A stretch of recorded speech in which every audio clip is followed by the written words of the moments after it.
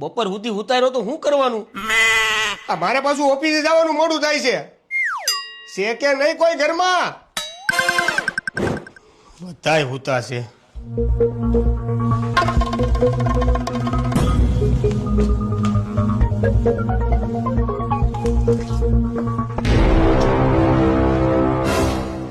Mummy, પાપા, કાકા, કાકી, દાદા, દાદી, જલ્દી આવો અહીંયા.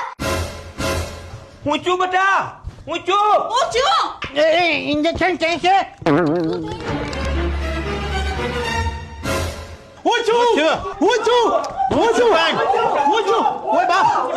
હડેલા જીતું હું છું.